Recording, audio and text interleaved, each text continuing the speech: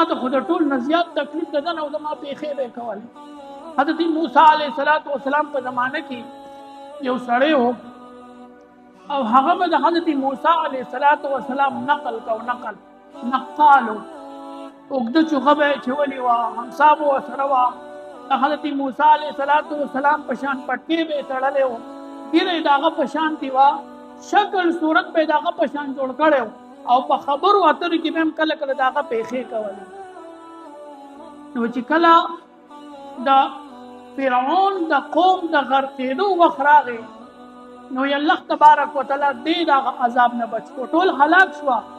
او دا چې دی نو د هغې نه د هغې عذاب نه الله تبارک وتعالی دې محفوظ وساتو.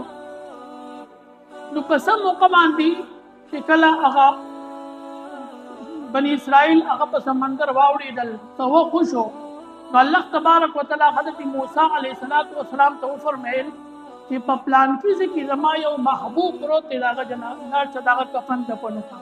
څنګه چې په هغه زمانه کې د مړو کفن دفن و. نو حضرت موسی علیه السلام چې لاړو او هغه متعین ځای ته لاړو ویې لیدو نو په هغې کې هغه سړی پروت و چې د موسی علیه السلام نقل به یې کړ.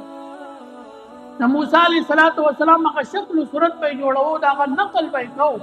نو حضرت موسی علیه السلام الله ته عرض وکړو چې الله ما ته خو د ټول نه زیات تکلیف د ده نه او زما پېښې به یې کولې، زما نقل به یې کو، زما پېښې به یې کولې، ما ته خو د ټولو نه زیات تکلیف د ده نه او الله ته وایي چې دا زما محبوب دی او لاړ شه د ده کفن دفن وکړه.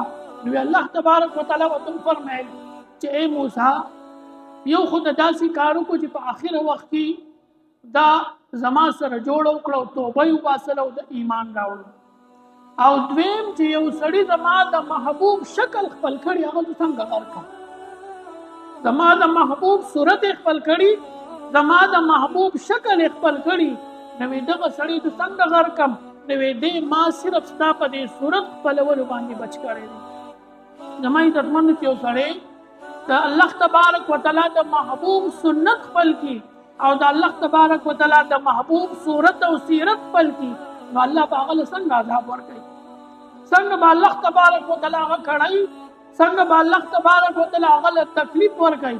چېرته هم الله تبارک وتعالی د خپل محبوب د سنتو ادا کوونکو والا له تکلیف نه ورکوي. دا موږ چې څومره په نقصان کې یو، زموږ دا څومره کورنۍ جنګ جګړې چې دي، زموږ دا څومره ناچاقۍ او غمونه چې دي، نو د دې ټولو یوه وجه ده چې موږ د نبي کریم صلی الله علیه وسلم سنت پرېښي دي. نو پته راته هم نه لګي. یو نوجوان ته دا تپوس وکړه چې د ورځې او شپې ته څومره سنت اعمال ادا کړي، لس به هم راته شمار نه کړي چېرې دا سنت باندې زه عمل کوم. نو زما عزتمندو د خپل حبیب صلی الله علیه وسلم د سنتو اتباع پکار ده. نبی علیه السلام زموږ سره ډېر محبت کړی، ډېر تکلیف نبی علیه السلام برداشت کړی.